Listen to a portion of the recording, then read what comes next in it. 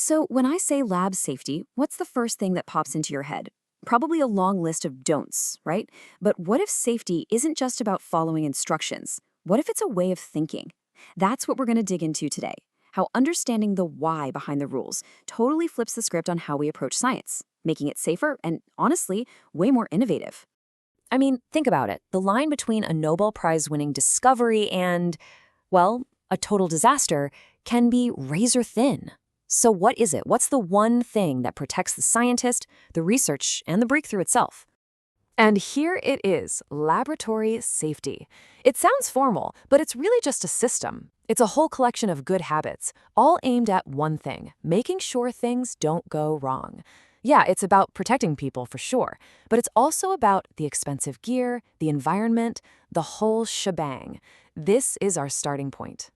Okay, so to really get why safety is so crucial, you gotta know what you're dealing with. A lab can be a pretty dangerous place, but the hazards aren't always gonna be obvious, flashing neon signs. So let's pull back the curtain and stare the dangers right in the face. You can pretty much break down the dangers in any lab into four big buckets. First, you've got your chemical hazards, things like acids that can burn or solvents that can explode. Then there are biological hazards, like bacteria or viruses. You've also got the physical stuff. I mean, something as simple as a broken beaker can be a real problem.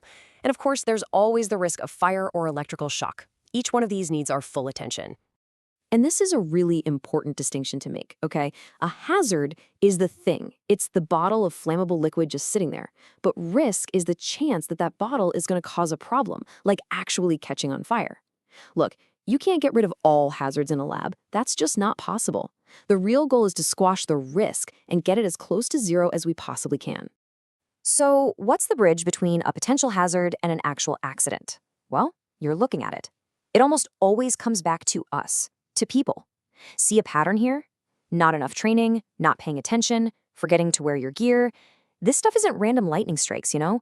These are things we can actually prevent. All right, so we've looked at the scary stuff. Now, how do we fight back? We do it by building our own personal safety toolkit. And the most important tool in that entire kit isn't something you can hold. It's what's right up here in your head. Knowledge is your first and your best line of defense. Okay, let's talk about the most obvious part of your safety gear. PPE, personal protective equipment. You can think of it as your personal armor, right? It's the lab coat, the gloves, the goggles. It's the physical barrier that you put between yourself and anything that could possibly harm you. And believe it or not, there's a right way and a wrong way to put this stuff on. It's not random. There's a sequence for a reason. Lab coat goes on first. Protect your body, protect your clothes, then your goggles. Why? Because you want your eyes protected before you start fumbling with anything else. Gloves go on dead last, right before your hands touch anything. All right, the next tool in our kit isn't something you wear, it's something you read. It's the Safety Data Sheet, the SDS. Every chemical in a lab has one of these. Seriously, think of it like a chemicals user manual, or its biography. It tells you what it is, how it can hurt you, and exactly what to do if something goes wrong. And when you read one of these, you'll see the language is super direct. It's not trying to be polite. I mean, when a piece of paper tells you something is fatal if swallowed, yeah, that's not a friendly suggestion. It's a life or death warning. And that is exactly why you read the SDS before you even dream of opening that bottle. Okay, so we've got our physical armor, our PPE, and we've got our intel from the SDS.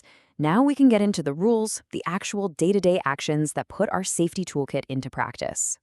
And let's kick things off with a big one, maybe the biggest one. Never ever go rogue and do an unauthorized experiment.